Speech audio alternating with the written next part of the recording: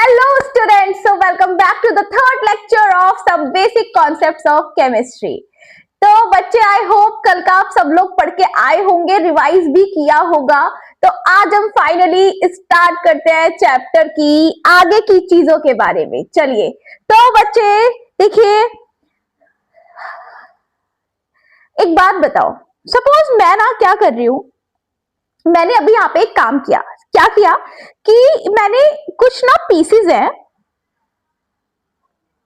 कुछ पीसेस हैं, ये देखो मैंने इस पीसेस को यहाँ पे इस तराजू में रखा। भाई तराजू तो सबने देखा होगा ना, वेइंग स्केल तराजू जो मतलब पहले यूज होता था, अभी भी कुछ लोग यूज करते हैं for measurement of the weight. Generally आपने इसको देखा होगा कहाँ पे, सब्जी वाले के पास। यस तो स्टूडेंट्स पता है इसका एक कॉन्सेप्ट है, ये जो तराजू होती है क्या होती है इसका कॉन्सेप्ट, कि देखो ये जो पार्ट है ना इसका, ये वाले जो दो हैं इसके कंटेनर्स, तो जब यहाँ पे आप इक्वल वेट रख देते हो तो ये इक्वल उस पे आ जाती है, इक्वल लाइन में आ जाते हैं इसके दोनों कंटेनर्स, है ना, ये दोनों कंटेनर्स इक्वल लाइन में आ जाता है।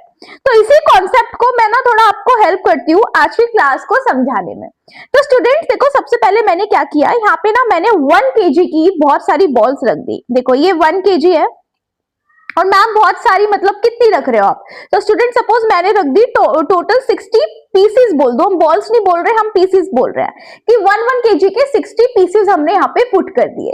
तो एक बात बताओ, टोटल वेट मतलब टोटल मास कितना हो जाएगा 60 पीसेस का, तो भाई सिंपल है 60 kg।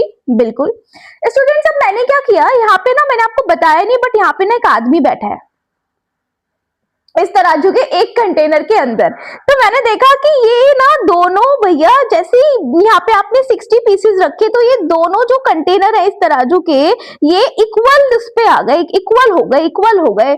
तो फिर इसका क्या मतलब है, इसका मतलब है कि मैम ये जो आपने यहाँ पे जो आदमी बिठाया है ना, इसका वेट भी कितना है 60 kg, राइट। चलो इसी तरीके से अब मैं आपको एक बात और बताती हूँ भाई, फिर से अभी मैं ना तराजू ले रही हूँ। अब मैंने क्या किया, मैंने ना यहाँ पे 1 ग्राम के पीसेस रखे हैं। कितने कितने भाई, एक पीस ना 1 ग्राम का है, और ऐसे ना मैंने 1000 पीसेस रख दिए। कितने 1000 पीसेस।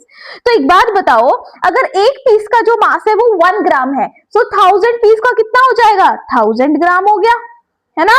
हाँ तो भाई अब मैंने ना यहाँ पे एक ब्रिक रखी है, बड़ी सी ब्रिक है, कैसी बड़ी सी ब्रिक। तो बताओ भाई, कुछ टाइम बाद मैंने ऑब्जर्व किया कि ये फिर से इक्वल हो गए। तो बताओ इस ब्रिक का भी मास कितना होगा, मैम इस ब्रिक का भी मास कितना होगा 1000 ग्राम, और ये हमें पता है कि 1 kg बराबर 1000 ग्राम्स होता है। सही बात, इतनी बात क्लियर है। चलो अभी आगे फिर से देखते हैं। आज आप सोच रहे होंगे ये मैम क्या समझाए जा रही है तराजू लेके, कोई बात नहीं। देखो अभी अब पता है, अब मैं थोड़ा सा चेंज लाऊंगी। देखो अब मैं बोल रही हूँ, मैंने फिर से बहुत सारे ऐसे ऐसे पीसेस रखे हैं, बहुत सारे रखे हैं, और अब की बार ध्यान से सुनना, अब की बार स्टूडेंट्स एक पीस का जो मास है ना वो है 1 AMU। ओ माय गॉड, ये AMU क्या है, ये तो हमने सुना ही नहीं है कभी। हमने तो केजी सुना है, ग्राम सुना है, किलोग्राम सुना है, ये AMU क्या लिया है। तो स्टूडेंट्स देखो, पहले समझो, थोड़ा सा फ्लो मेरे को बनाने दो, अभी आपको सब क्लियर करवा देंगे कि क्या होता है AMU।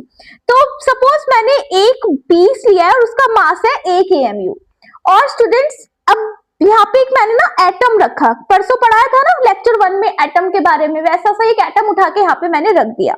अब मैंने कहा भाई 1 AMU है, कितना है 1 AMU।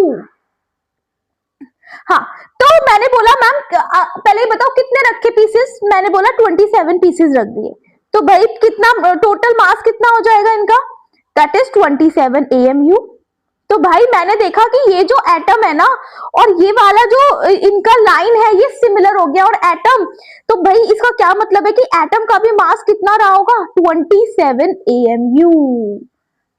और आप पढ़ चुके हो, क्या पढ़ा था आपने क्लास 9th में, कि कौन सा एटम है जिसका मास 27 AMU होता है, बताओ बताओ जल्दी बताओ, एल्यूमिनियम एटम, Al से उसको रिप्रेजेंट करते हैं, कौन है वो, एल्यूमिनियम एटम। क्लियर है कि नहीं। चलो अभी देखो, अभी ना आपको बहुत मजा आने वाला है, बस ध्यान से सुनते चलो।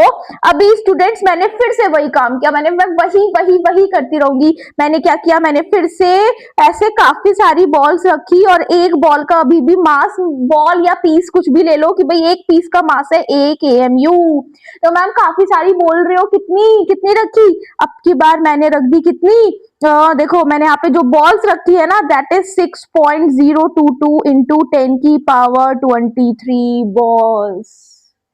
और तो बताओ, इतनी पीसेस रख दिए, 6.022 इंटू 10 की पावर 23 पीसेस रखे, तो इनका मास कितना होगा? तो मैम मास भी कितना हो जाएगा, 6.022 इंटू 10 की पावर 23 AMU, है ना? बिल्कुल बिल्कुल। तो मैम देखो, अब यहाँ पे ना आपने जो एक बहुत बड़ा पीस रखा है, अभी पीस मैं कुछ नहीं कमेंट कर रही, एटम है, मॉलिक्यूल है, आयन है, मैं कुछ नहीं बोल रही, मैं बस एक पीस बोल रही हूँ। तो ठीक है मैम, तो अगर आपकी ये वेइंग स्केल यहाँ पे आके बराबर हो जा रहा है, तो डेफिनेटली मैम जो इसका भी मास होगा वो 6.022 इंटू 10 की पावर 23 AMU होगा। और स्टूडेंट्स इसी क्वांटिटी को, उस दिन मैंने बताया था एक SI सिस्टम होता है, इंटरनेशनल सिस्टम ऑफ यूनिट ने इस क्वांटिटी को बोला क्या, यही 1 ग्राम होता है। ये क्या होता है? 1 ग्राम होता है। ठीक है, तो देखो बड़ी प्यारी सी चीज निकल के आई है कि मैम देखिए, ये जो है ना 6.022 इंटू 10 की पावर 23, ये किसके बराबर है?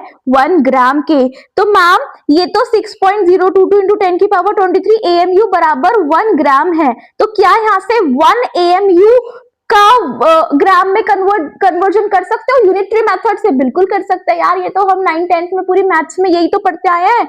तो क्या 1 AMU इंटू 1 ग्राम अपॉन में 6.022 इंटू 10 की पावर 23 AMU। तो देखो यहां से जब आप इसको सॉल्व करोगे ना, 1 अपॉन 6.022 इंटू 10 की पावर 23 को, ग्राम्स को, तो यहाँ पे आएगा 1.66 इंटू 10 की पावर-24 ग्राम। सो माई गॉड, कितना प्यारा कन्वर्जन निकल के आया है।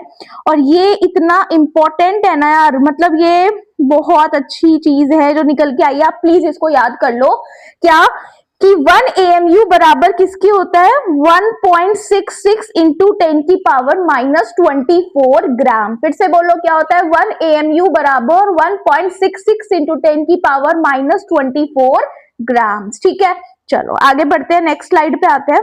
हाँ जी, तो मैम हमें ना एक फ्लो के साथ आपने समझा तो दिया कि पहले आप केजी के रिस्पेक्ट में उस तराजू को समझाए, फिर ग्राम्स पे आए, फिर AMU हमने उसी से कनेक्ट करके समझ लिया। बट ये है क्या AMU? भाई एक बात बताओ, जब आपके टीचर ने बचपन में आपको बताया था कि 1 किलोग्राम में 1000 ग्राम होते हैं, क्या आपने उनसे पूछा था कि किलोग्राम क्या होता है, ग्राम क्या होता है, और ये 1 kg में 1000 ही क्यों रखा? नहीं पूछा ना। क्या आपको पता है एक डजन में 12 चीजें होती है, लाइक फॉर एग्जाम्पल बनानास, तो 1 dozen is equal to 12 bananas. तो क्या आपने वहां पे पूछा कि मैम डजन क्या होता है? नहीं पूछा ना। और मैम एक डजन में 12 ही बनाना क्यों है? तो स्टूडेंट देखो, इन सब का ना कोई रीजन नहीं है, बस आप ये समझ लो कि मुझे मेजरमेंट करना है चीजों का, तो उसके लिए ना कुछ क्वांटिटी मेरे को खुद से बनानी होगी। ये कोई भगवान ने हमें बना के नहीं दी कि भाई 1 kg में 1000 ग्राम है। ये सब कौन करता है? SI system, international system of unit. कि भाई देखो, कुछ तो मेजरमेंट रखना पड़ेगा ना चीजों को मेजर करने के लिए। तो मान लिया कि 1 kg बराबर 1000 ग्राम है, मान लिया कि क्या कि 6.022 इंटू 10 की पावर 23 AMU बराबर 1 ग्राम है। तो फिर पूरा सिस्टम, पूरा अर्थ, पूरा वर्ल्ड उसी एक सिस्टम को फॉलो करने लग गया। समझ में आई? ठीक है, ठीक है मैम, फिर भी यार थोड़ा सा तो बता दो AMU होता क्या है। ठीक है, चलो मैं कोशिश करती हूँ आपको समझाने की। देखो भाई, सपोज मैंने क्या लिया,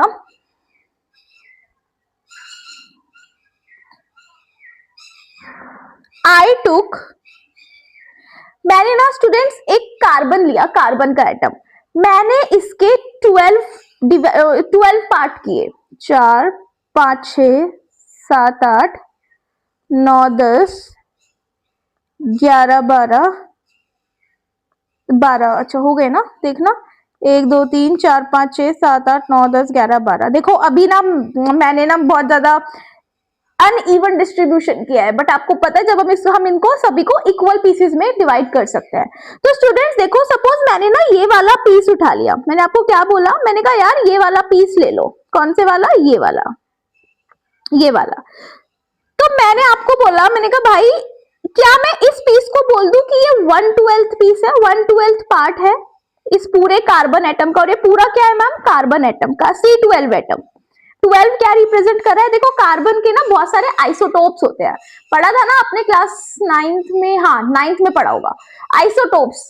तो भाई देखो ये होता है, एक होता है कार्बन 12, एक होता है कार्बन 14। तो भाई ये 12 क्या रिप्रेजेंट कर रहा है? मास को, कि एक ऐसा कार्बन जिसका मास कितना है? 12 ग्राम, एक ऐसा कार्बन जिसका मास कितना है? 14 ग्राम।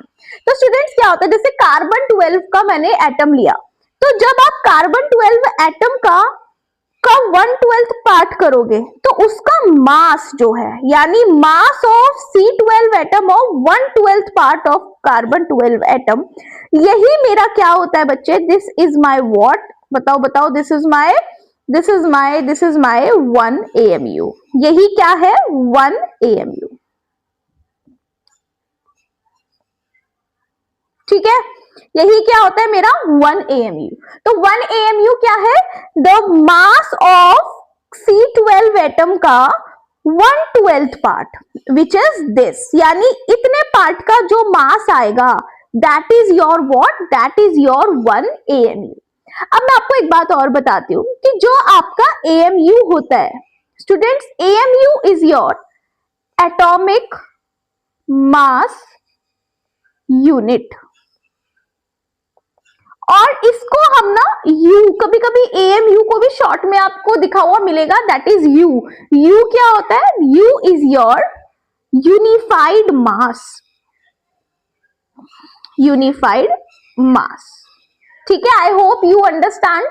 चलिए अभी आगे देखो भाई, नेक्स्ट है मासेस। देखिए बड़ा इंपॉर्टेंट है, ध्यान से समझ लो, जो अभी एक पॉइंट समझाऊंगी ये वाला मासेस की क्या होते हैं। मासेस देखो इस चैप्टर में बहुत सारे टाइप के मास है, ध्यान से समझना। पहला तो उनमें से है कौन सा? एटॉमिक मास, है ना, एंड इसके जस्ट सिमिलर क्या है? Molecular mass. देखो एटॉमिक मास क्या होता है? एटॉमिक मास होता है स्टूडेंट्स एक एटम का मास, किसका? एक एटम का मास। और मॉलिक्यूलर मास क्या होता है? एक मॉलिक्यूल का मास। जैसे मैम थोड़ा समझाओ, मैं समझा दूं, देखो ध्यान से सुनो। मैंने बोला ये क्या है? मास ऑफ 1 एटम, है ना, हाँ। और मॉलिक्यूलर मास क्या होता है? Mass of 1 molecule.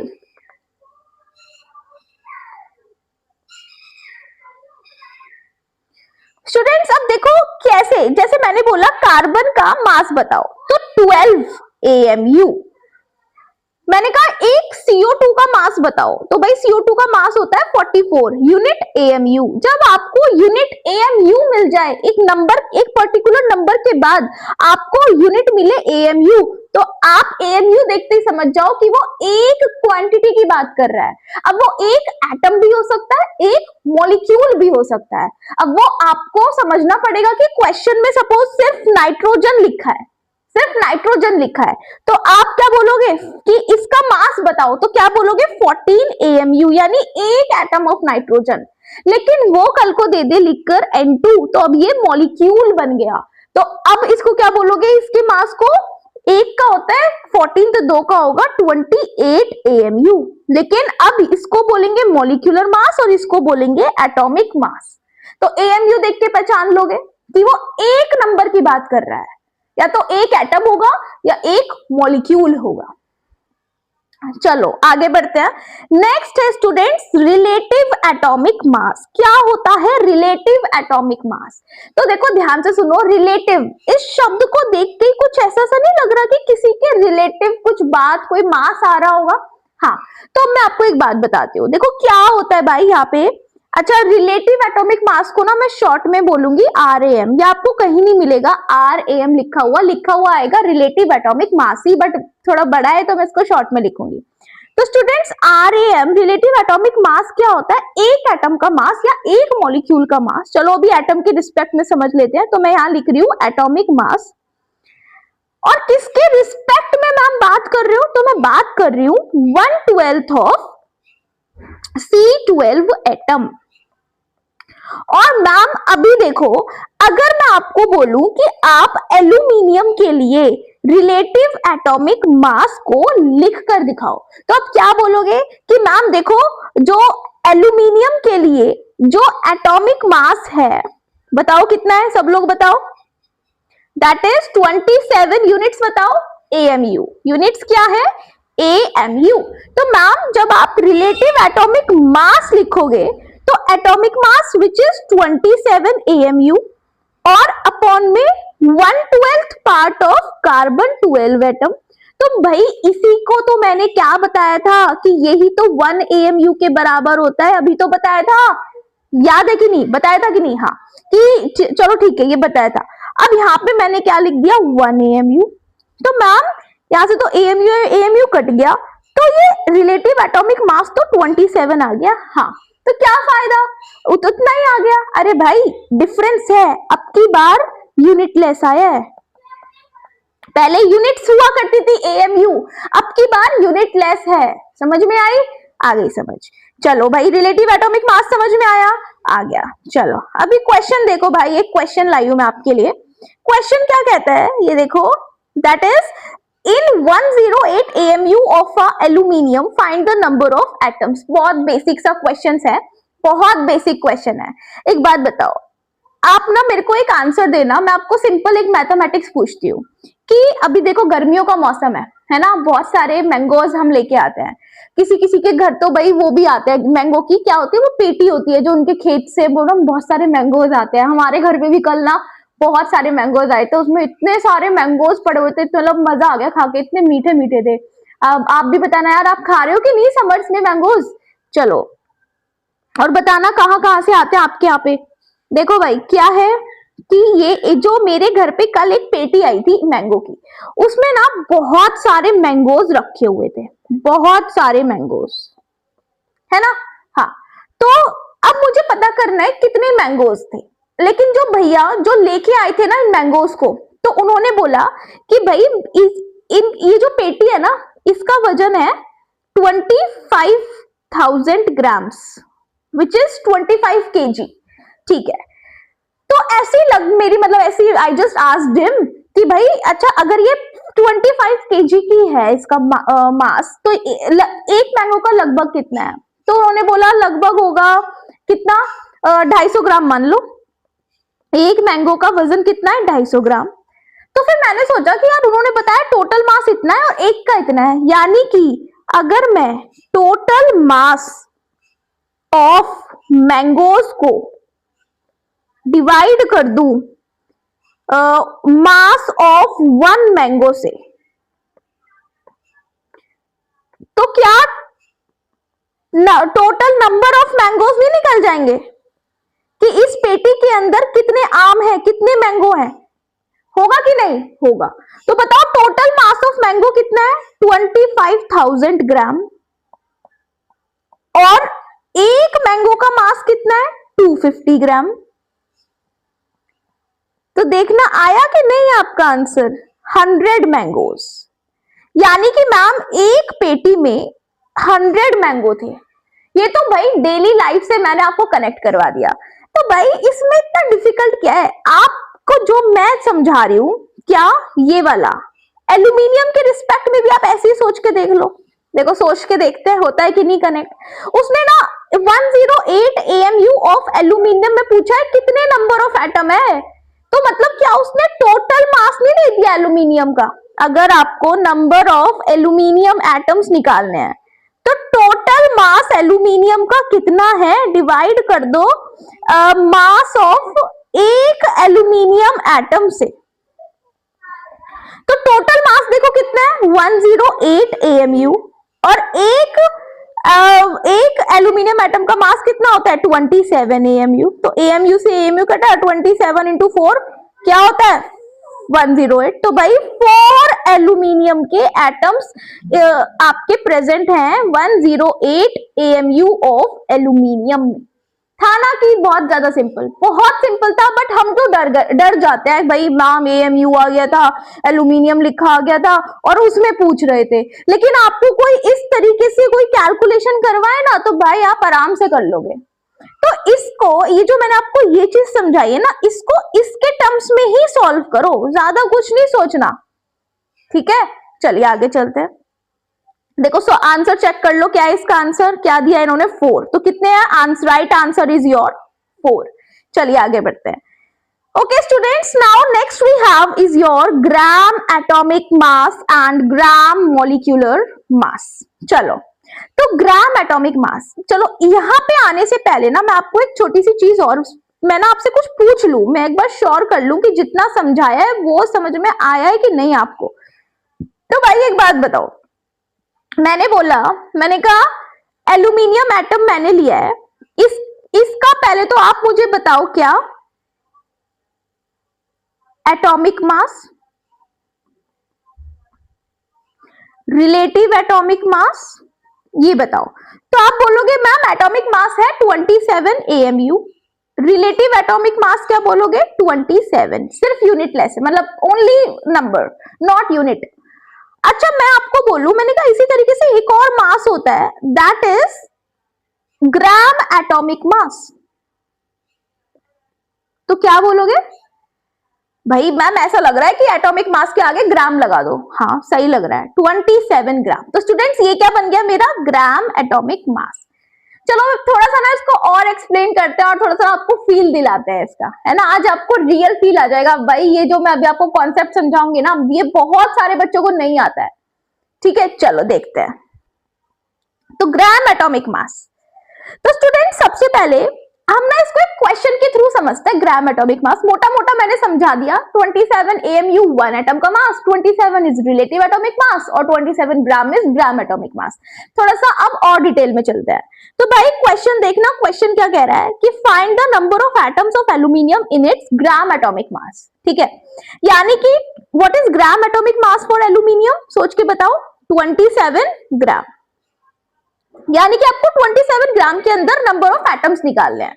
चलो निकालने का ट्राई करते हैं कि नंबर ऑफ एटम्स, अभी मैम ने आपको क्या बताया कैसे निकालना है कि total mass upon mass of 1 aluminium atom. तो टोटल मास कितना है 27 ग्राम। अच्छा एक एल्यूमिनियम एटम का मास कितना होता है 27 AMU, है ना।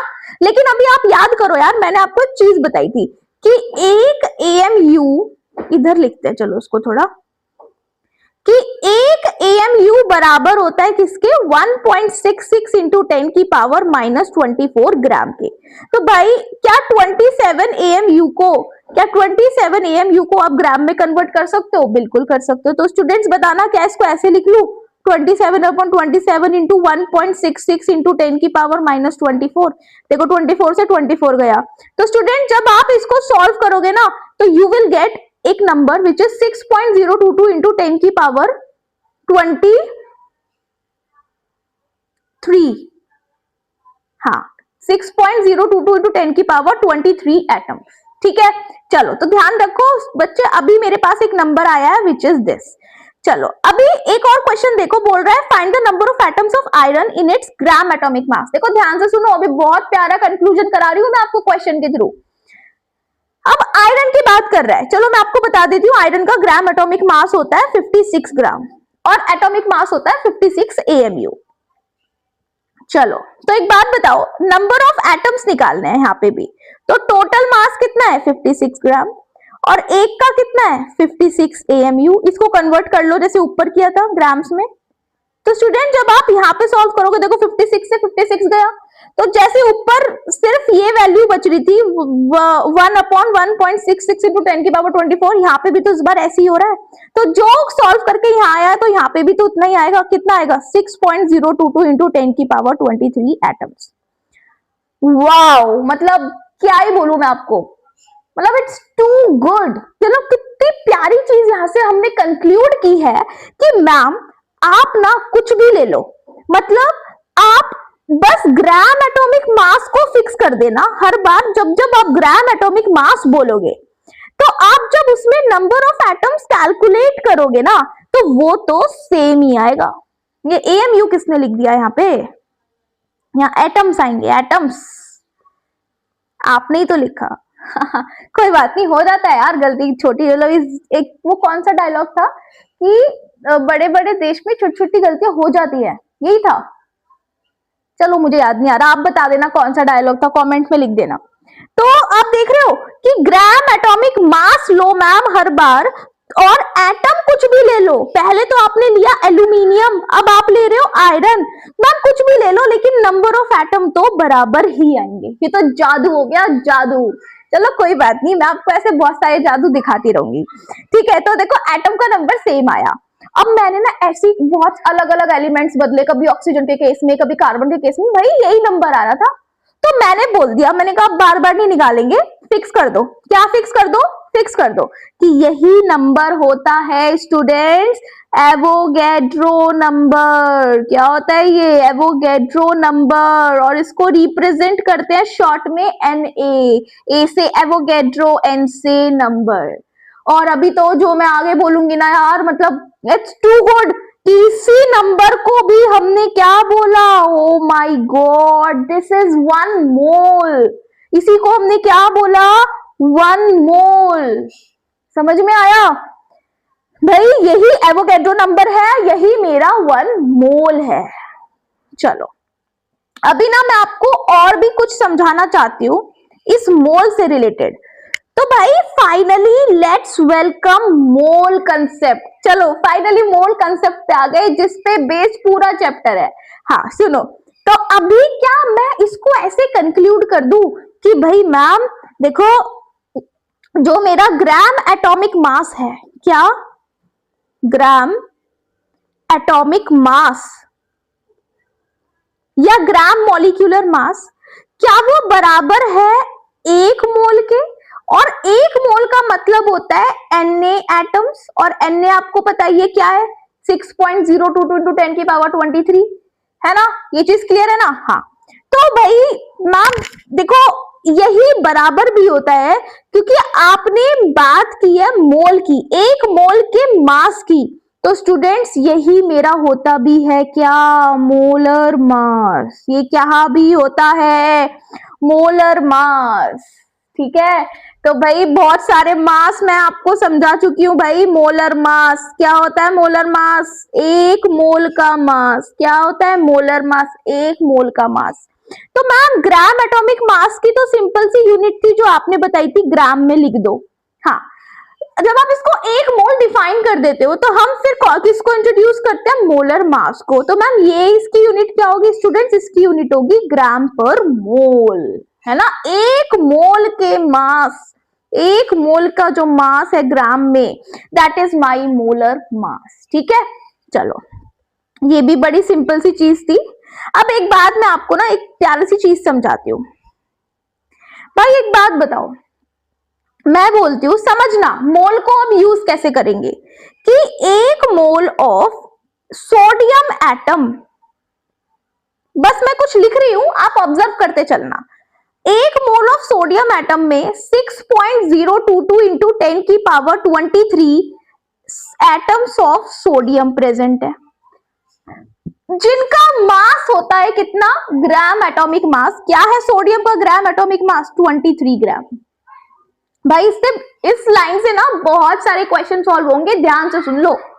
उसके बाद क्या है, मैं बोलू 1 मोल ऑफ ऑक्सीजन एटम, बताओ कितने एटम है ऑक्सीजन के? 6.022 इंटू 10 की पावर 23 एटम्स ऑफ ऑक्सीजन, जिसका जो कि मतलब उसका मास कितना है? ग्राम एटॉमिक मास। ऑक्सीजन का कितना है? 16 ग्राम। स्टूडेंट्स अब फिर से सुनो, अब फिर से कुछ लिख रही हूं। क्या लिख रही हो? देखो, 1 मोल ऑफ O2 मॉलिक्यूल, अब एटम नहीं, अब मॉलिक्यूल लिखना पड़ेगा, क्योंकि अब O2 मॉलिक्यूल है, यहाँ पे ऑक्सीजन एटम था, तो अब O2 के साथ क्या लगाओगे? मॉलिक्यूल। तो वो बोल रहा है 1 मोल ऑफ O2 मॉलिक्यूल में 6.022 इंटू 10 की पावर 23 मॉलिक्यूल्स ऑफ O2 होंगे, जो कि उनका मास कितना होगा? उसके ग्राम मॉलिक्यूलर मास के, जो कि कितना है? 32 ग्राम्स। समझे डिफरेंस? समझे कि नहीं? चलो फिर से एक और देती हूं भाई, 1 मोल ऑफ N2 मॉलिक्यूल लिखोगे कभी N2 एटम लिख दो गलत हो जाएगा। N2 मॉलिक्यूल किसके बराबर है 6.022 इंटू 10 की पावर 23 मॉलिक्यूल्स ऑफ N2 जिनका मास है 28 ग्राम्स।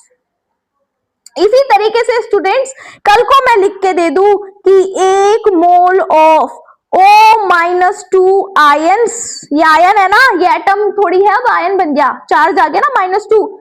बताओ इस 1 मोल O-2 आयन में कितने आयन होंगे, तो 6.022 इंटू 10 की पावर 23 आयंस ऑफ O-2।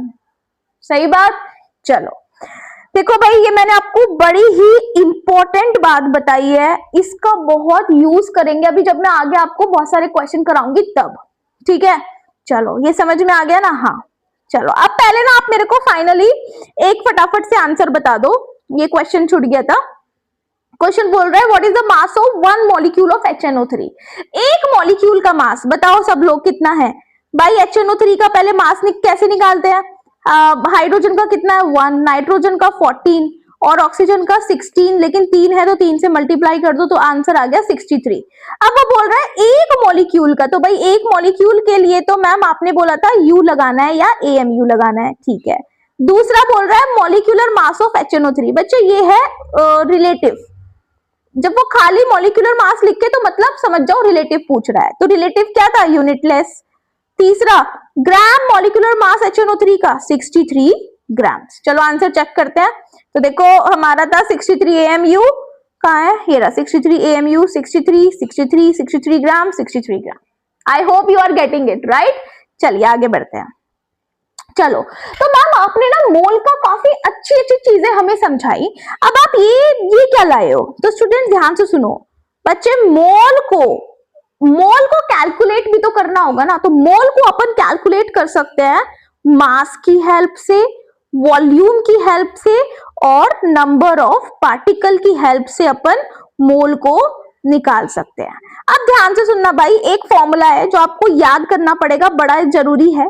क्या है वो, कि नंबर ऑफ मोल कैसे निकालने हैं, that is given number of particle atom भी हो सकता है, मॉलिक्यूल भी हो सकता है, आयन भी हो सकता है, डिवाइड कर दो गिवन नंबर ऑफ पार्टिकल को Na से। Na क्या बताया था, एवोगैड्रो नंबर, ठीक है। चलिए अभी नेक्स्ट क्वेश्चन करते हैं। चलो इस फॉर्मूले को पहले याद कर लो, फिर इसी पे मैं आपको ना एक क्वेश्चन करा रही हूं। तो स्टूडेंट्स देखिए क्वेश्चन है, a piece of copper contains 6.022 into 10 की power 24 atoms, how many mole of copper atoms does it contain. तो बच्चे मैंने क्या लिया है, एक पीस ऑफ कॉपर लिया है, इसके अंदर बहुत सारे कॉपर के एटम्स प्रेजेंट है, ठीक है। ये बोल रहा है इसके अंदर कितने एटम्स हैं, 6.022 into 10 की पावर 24 एटम्स। वो बोल रहा है कि आप मोल्स बताओ। बच्चे मोल्स को रिप्रेजेंट करते हैं N से, तो आप मोल्स बताओ। तो N का अभी फॉर्मूला बताया था कि टोटल पार्टिकल को डिवाइड कर दो एवोगैड्रो नंबर से। तो टोटल पार्टिकल कितने हैं, 6.022 इंटू 10 की पावर 24 और एवोगैड्रो नंबर क्या होता है 6.022 इंटू 10 की पावर 23। तो स्टूडेंट जब आप इसको सॉल्व करोगे यू विल गेट 10। तो मतलब कितने मोल ऑफ कॉपर एटम इसके अंदर प्रेजेंट है, तो इस पूरे कंटेनर के अंदर या पीस के अंदर 10 मोल ऑफ कॉपर एटम्स प्रेजेंट है।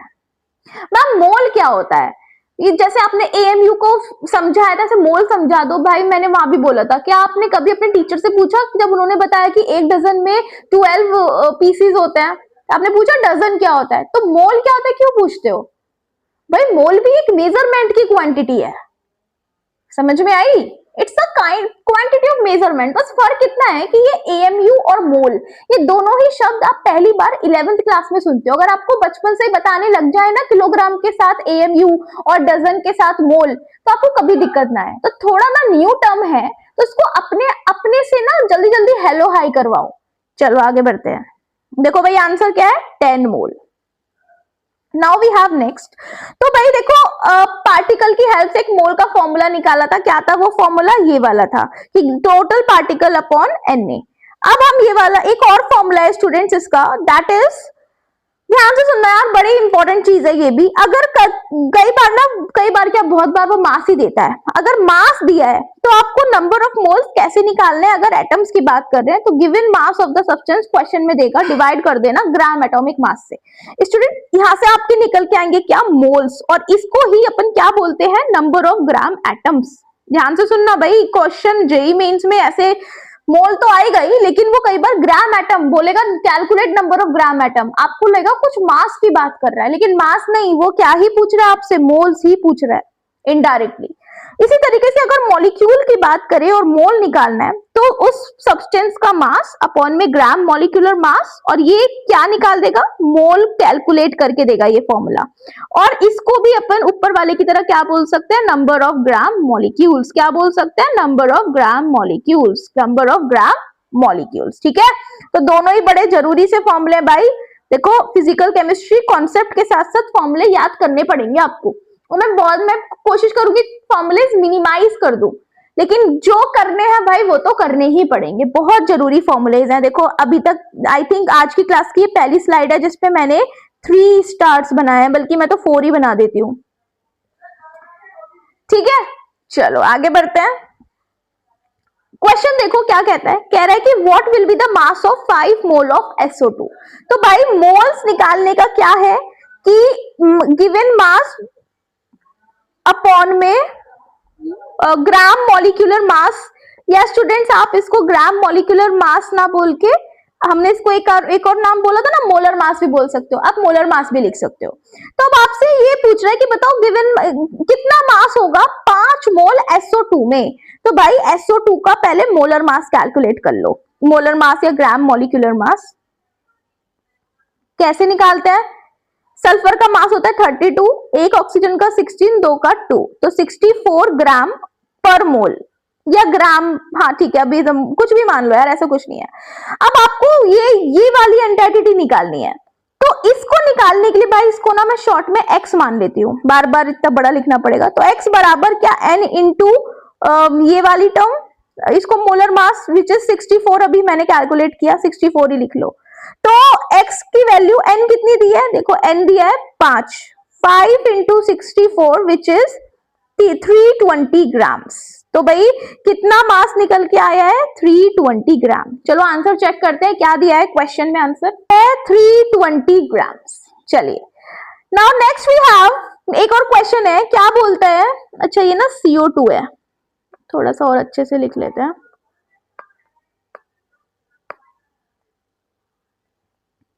चलो तो बच्चे अब क्या बोल रहा है ये, how many mole of oxygen atoms are present in 88 gram CO2।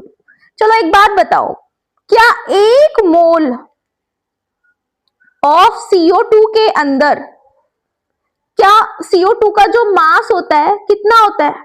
Molar mass या ग्राम मॉलिक्यूलर मास 44 ग्राम। क्या 1 मोल ऑफ CO2 में 44 ग्राम CO2 है? जी हाँ। तो एक बात बताओ, उसने कितनी में पूछा? 88। क्या यूनिटरी मेथड लगा दो कि 88 ग्राम ऑफ CO2 के अंदर बताओ कितने मोल्स आएंगे? तो 88 अपॉन 44, तो कितने आ गए? 2 मोल ऑफ CO2। भाई एक बात बताओ, अब अगर मैं आपसे एक चीज पूछूं कि 1 मोल ऑफ CO2 के अंदर बताओ कितने ऑक्सीजन एटम दिख रहे हैं? एक तो कार्बन, 2 ऑक्सीजन के एटम, तो क्या लिख दूं? 2 ऑक्सीजन के एटम। तो एक बात बताओ, क्योंकि क्वेश्चन में मेरे पास आई है कितनी मोल निकल के? 2 मोल ऑफ CO2 में बताओ कितने ऑक्सीजन एटम होंगे? तो 2 इंटू 2 4 ऑक्सीजन एटम। तो यही भी मेरा आंसर है। चेक कर ले, क्या आंसर कर ले? चलो ये देखो, तो आंसर क्या है? 4 मोल। समझ में आया? आ रहा है कि नहीं? चलो आगे बढ़ते हैं। स्टूडेंट्स अब एक बात और बताऊं भाई, देखिए मोल्स अपन कैलकुलेट कर सकते हैं वॉल्यूम की हेल्प से ऑल्सो। कैसे? फॉर्मूला देखो, volume of gas at 1 bar pressure and 273 kelvin upon में 222.7, और यहाँ पे जो आप वॉल्यूम रखोगे बच्चे, it's very important, it should be in litre, fixed है। इसी तरीके से ये तब है जब आपने प्रेशर कितना लिया है 1 बार और 273 केल्विन।